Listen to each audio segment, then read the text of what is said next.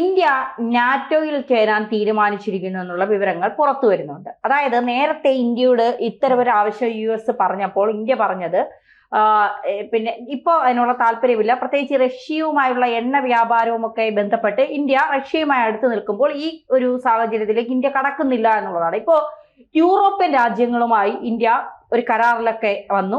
ഇത് അമേരിക്കയ്ക്ക് വലിയ തിരിച്ചടിയാണ്. ഈ അഫ്ഗാൻ മേഖലയിലും പസഫിക് മേഖലയിലും ഇന്ത്യ ഇല്ലാതെ മുന്നോട്ട് പോകാൻ കഴിയില്ല. അതായത് ഇന്ത്യയെ ചേർത്തുകൊണ്ട് ഒരു അച്ചുതണ്ട് അവിടെ രൂപീകൃതമായിരിക്കുന്നു എന്നുള്ളതാണ്.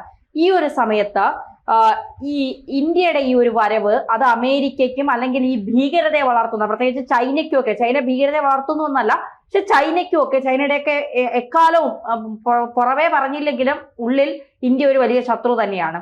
കാരണം ഏറ്റവും കൂടുതൽ വിപണി ഇന്ത്യക്കാണ്. അപ്പോൾ അതിൻ്റെ ഒക്കെ അനുസരിച്ച് ഈ അമേരിക്കയും ചൈനയും ഇന്ത്യയെ ശത്രുവായി കാണുന്ന മറ്റു രാജ്യങ്ങളിലെയും ഒക്കെ ഒരു സ്ഥിതി എങ്ങനെയായിരിക്കും? ഇപ്പം ഇന്ത്യയും അതുപോലെ തന്നെ യൂറോപ്യൻ രാജ്യങ്ങളും തമ്മിൽ ഒരു സ്വതന്ത്ര വ്യാപാര കരാറിലാണ് ഏർപ്പെട്ടിരിക്കുന്നത്. ഈ സ്വതന്ത്ര വ്യാപാര കരാർ അടിസ്ഥാനത്തിൽ നമ്മുടെ നാട്ടിലുണ്ടാക്കുന്ന വസ്ത്രങ്ങൾ, ഇലക്ട്രോണിക്സ് ഉൽപ്പന്നങ്ങൾ, മരുന്ന്, അതുപോലെ തന്നെ വളം, ഇതൊക്കെ തന്നെ വലിയ തോതിൽ വിദേശ രാജ്യങ്ങളിൽ, പ്രത്യേകിച്ച് യൂറോപ്യൻ രാജ്യങ്ങളിൽ നമുക്ക് വിറ്റഴിക്കാം. അതും 99% ടാക്സ് ഇല്ലാതെ. അതുകൊണ്ട് നമ്മുടെ പ്രോഡക്റ്റുകൾ വാങ്ങാൻ അവിടെ ധാരാളം ആൾക്കാർ വരും. ഇവിടെ ഡൊണാൾഡ് ട്രംപ് എന്താ ചെയ്യുന്നത്? ഇടയ്ക്കിടയ്ക്ക് നമ്മുടെ ഉൽപ്പന്നങ്ങൾക്ക് 250% നികുതി കൂട്ടി, 500% താരിഫ് കൂട്ടി, ഇതൊക്കെയല്ലേ പറയുന്നത്. അപ്പോൾ സ്വാഭാവികമായിട്ടും നമ്മളെ ഒറ്റപ്പെടുത്താനുള്ള ശ്രമത്തിനുള്ള തിരിച്ചടിയായിട്ട് ഇത് മാറുന്നുണ്ട്. ഇങ്ങനെ യൂറോപ്യൻ രാജ്യങ്ങൾ ഇന്ത്യയുമായിട്ട് കൈ കൊടുക്കുന്നത് എന്തുകൊണ്ടാണ്? ഇന്ത്യ ഒരു വളർന്നു വരുന്ന സാമ്പത്തിക ശക്തിയാണ്. മാത്രമല്ല നാറ്റോ സഖ്യവുമായിട്ട് അമേരിക്ക ചെറിയ വിള്ളലിൽ ഏർപ്പെട്ടിരിക്കണം. അവരുമായിട്ട് അത്ര നല്ല ബന്ധമില്ല. അതുകൊണ്ടാണ് ഇപ്പോൾ പുറത്തു വരുന്നൊരു വാർത്ത, ഇന്ത്യയെ നാറ്റോ സഖ്യത്തിൽ ഉൾപ്പെടുത്താമെന്ന് അമേരിക്ക നമ്മുടെ മുമ്പിലേക്ക് ഒരു ഓഫർ വെക്കുന്നു. സത്യത്തിൽ ഈ റഷ്യക്ക് ഏറ്റവും അധികം പ്രശ്നം ഉണ്ടാക്കുന്നത് നാറ്റോ രാജ്യങ്ങളാണ്. ഇപ്പൊ റഷ്യ ഉക്രൈനും തമ്മിലുള്ള ബന്ധം, യുദ്ധം ഉണ്ടല്ലോ, അതായത് ഉക്രൈൻ എന്ന് പറയുന്ന രാജ്യം നാറ്റോയിൽ അംഗത്വം സ്വീകരിക്കാനായിട്ട് അപേക്ഷ നൽകിയതാണ് റഷ്യയെ പ്രകോപിപ്പിച്ചത്. എന്ന് പറഞ്ഞാൽ റഷ്യക്ക് അപ്പൊ നാറ്റോയോട് ഇത്ര ഇഷ്ടക്കേടുണ്ടെന്ന് മനസ്സിലായല്ലോ. അപ്പോൾ ഈ നാറ്റോ രാജ്യങ്ങൾ അവരുടെ ഒരു പോളിസി ഉണ്ട്. അവരുടെ പോളിസി അനുസരിച്ച് നാറ്റോയിൽ 32 രാജ്യമുള്ളത്.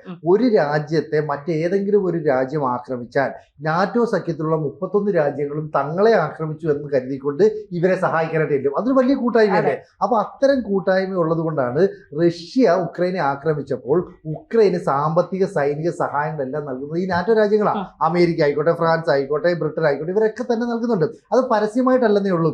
ഇവിടെ ഇന്ത്യ കൂടി ഈ നാറ്റോ സഖ്യത്തിൽ വന്നോട്ടെ എന്ന് അമേരിക്ക കരുതി. എന്തിനാണെന്ന് വെച്ചാൽ അമേരിക്കയ്ക്ക് എപ്പോഴും മറ്റ് രാജ്യങ്ങളെ തങ്ങളുടെ വിധേയത്തിൽ ഒതുക്കി നിർത്താനാണ് താല്പര്യം. ഇപ്പം നമുക്കറിയില്ല, ജപ്പാനും അമേരിക്കയും തമ്മിലുള്ള ബന്ധം 2ാം ലോക മഹായുദ്ധകാലത്ത് ഹിരോഷിമയിലും നാഗസാക്കിയിലും ബോംബിട്ടതോടുകൂടിയാണ് ജപ്പാന്റെ ഒരു വളർച്ച തന്നെ മുരടിച്ചു പോയതെന്ന് പറയാം.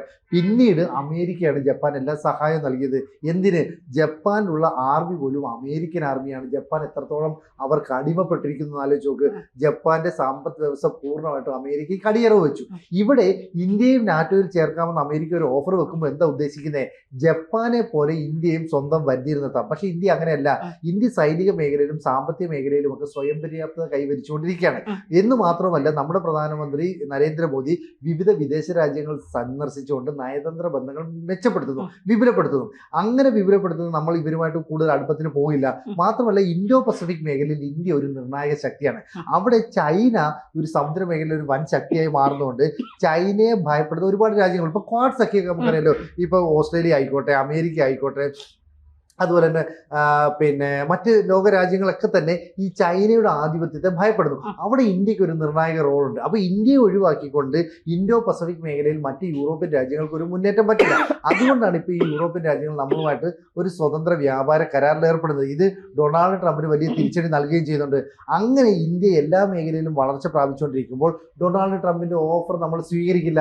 കാരണം നമുക്കറിയാം, സ്വന്തം കാലിൽ നിൽക്കാനായിട്ട് സമുദ്ര മേഖലയിൽ, കരമേഖലയിൽ എല്ലാം തന്നെ വലിയ ശക്തിയായി മാറും. ഇവിടെ ഇപ്പോൾ യൂറോപ്യൻ യൂണിയൻ എന്താ ചെയ്യുന്നതെന്ന് വെച്ചാൽ അവരുടെ ആയുധ നിർമ്മാണത്തിന്റെ ഒരു ഫാക്ടറി ആയിട്ട് ഇന്ത്യയെ മാറ്റാനായിട്ട് ശ്രമിക്കുന്നു. ഇന്ത്യ നേരത്തെ ഒരു 10-15 വർഷം മുമ്പ് എടുത്തു കഴിഞ്ഞാൽ വലിയ തോതിൽ മറ്റ് രാജ്യങ്ങൾ ആയുധങ്ങൾ ഇറക്കുമതി ചെയ്യുന്നു. എന്നാൽ ഇപ്പോൾ ഏതാണ്ട് 85-ലധികം രാജ്യങ്ങളിലേക്ക് ആയുധങ്ങൾ കയറ്റുമതി ചെയ്യുന്ന രാജ്യമായിട്ട് നമ്മൾ മാറി. അപ്പോൾ പല രാജ്യങ്ങളും നമ്മളുമായിട്ട് ടെക്നോളജി കൈമാറാനായിട്ട് തയ്യാറാണ്. റഷ്യ എത്രയോ കാലമായിട്ട് നമ്മുടെ അടുത്ത് സാങ്കേതിക വിദ്യ കൈമാറുന്നു. ഫ്രാൻസ് ഇപ്പോൾ അതിന് തയ്യാറായി, ബ്രിട്ടൻ തയ്യാറായി. അപ്പോൾ അമേരിക്കയ്ക്ക് അതെല്ലാം ഭീഷണിയാണ്. അങ്ങനെയുള്ള ഇന്ത്യയിലെ സാങ്കേതിക വൈദഗ്ധ്യം വ്യക്തിയും ഇവിടെ ടെക്നിക്കലി നോളജ് ഉള്ള ഒരുപാട് തൊഴിലാളികൾ, ഒരുപാട് വികസന പദ്ധതികളും അതിനെ ഭരിക്കാൻ അല്ലെ അവരെ നിയന്ത്രിക്കാൻ കഴിയുന്ന സ്ഥിരതയുള്ള ഗവൺമെൻറ്, അതൊരു വളരെ പ്രധാനപ്പെട്ട ഒരു രാജ്യത്തിന് മുന്നേറാൻ കഴിയണമെങ്കിൽ എപ്പോഴും ഭരണസ്ഥിരതയുള്ള ഒരു ഗവൺമെൻറ് അവിടെ ഉണ്ടാകണം. അതാണ് അമേരിക്കയ്ക്ക് എല്ലായ്പ്പോഴും ഗുണമുണ്ടാകുന്നത്. ഇവിടെ നരേന്ദ്രമോദി സർക്കാരിൻ്റെ നിലപാട് അതിന് സഹായകമാണ്.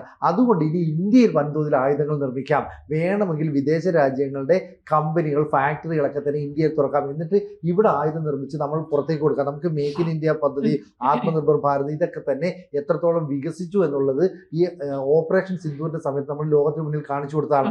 അതുകൊണ്ട് അമേരിക്കയുടെ ഒരു തന്ത്രമായിരുന്നു നാറ്റോയിൽ ഇന്ത്യയെ ഉൾപ്പെടുത്താമെന്ന്. പക്ഷെ നമ്മൾ ആ വരയിൽ വീണുമില്ല.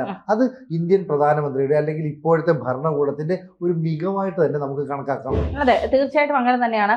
ഈ നാറ്റോയിലൊക്കെ പോയി കഴിഞ്ഞാൽ അല്ലെങ്കിൽ അതിൽ അംഗത്വം എടുത്തു കഴിഞ്ഞാൽ ഈ നേരത്തെ സുനിൽ സൂചിപ്പിച്ചതുപോലെ തന്നെ അമേരിക്ക നമ്മളെ ഒരുപക്ഷെ അമേരിക്കയുടെ ഒരു അടിമയായി നമ്മൾ എക്കാലവും നിൽക്കേണ്ടി വരും. ഇപ്പൊ അതിൽ നിന്നൊക്കെ മാറി ഇന്ത്യയുടേതായ ഒരു നിലപാടുകൾ എടുത്ത് മുന്നോട്ട് പോവുകയാണ്. ഈ സഫ് എന്നൊക്കെ പറഞ്ഞൊരു പദ്ധതിയൊക്കെ ഇതിൽ ഇന്ത്യ തുടങ്ങിയിട്ടുണ്ട്. അത് $150 മില്യൺ ഒരു പദ്ധതിയൊക്കെയാണ്. Security for Europe, security action for Europe എന്നൊക്കെ അങ്ങനെ ഒരു പദ്ധതി. അപ്പൊ $150 മില്യൺ ഒരു പദ്ധതിയുമായിട്ടാണ് ഇന്ത്യ മുന്നോട്ട് പോകുന്നത്. മാത്രമല്ല ഈ AI, സെമി കണ്ടക്ടർ, ചിപ്പ്, ഈ മേഖലകളിലൊക്കെ നമ്മൾ കൃത്യമായ ഒരു മുന്നേറ്റം നടത്തുന്നു, ഗവേഷണങ്ങൾ അടക്കം നടത്തുന്നു എന്നുള്ളത്. മാത്രമല്ല ഈ അമേരിക്ക നമ്മൾ എപ്പോഴും വ്യാപാര പങ്കാളി എന്നാണ് പറയുന്നത്. അതായത് വ്യാപാരത്തിലെ ഒരു പങ്കാളി, അതിലപ്പുറം ഒരു ബന്ധം അമേരിക്കയുമായി നമുക്കില്ല. അത് അവിടെ ഉണ്ടെങ്കിൽ ഉണ്ട്, ഇല്ലെങ്കിൽ ഇല്ല, ആ ഒരു തരത്തിൽ അവിടെ നിൽക്കട്ടെ. ഈ സൈനികപരമായ പങ്കാളി നമ്മൾ പറയും, അതായത് നമുക്ക് എന്തെങ്കിലും ഒരു ആവശ്യം വരുമ്പോൾ സൈന്യത്തെ തന്ന് സഹായിക്കുക എന്നുള്ള രീതിയിൽ. പക്ഷെ ഇതുവരെ ഇന്ത്യക്ക് അങ്ങനെ ഒരു സൈനികരുടെ കുറവ് വന്നൊരു ആവശ്യം ഇതുവരെ വന്നിട്ടില്ല. മറ്റു രാജ്യങ്ങളിൽ നിന്ന് സൈന്യത്തെ എത്തിച്ചുകൊണ്ട് നമുക്ക് യുദ്ധം ചെയ്യേണ്ടി വന്നിട്ടില്ല. നമുക്ക് അത്രയും കരുത്തുറ്റ സൈന്യമുണ്ട്. നമ്മുടെ പ്രതിരോധ മേഖല എന്ന് പറയുന്നത് ഏറ്റവും മികച്ചതാണ്.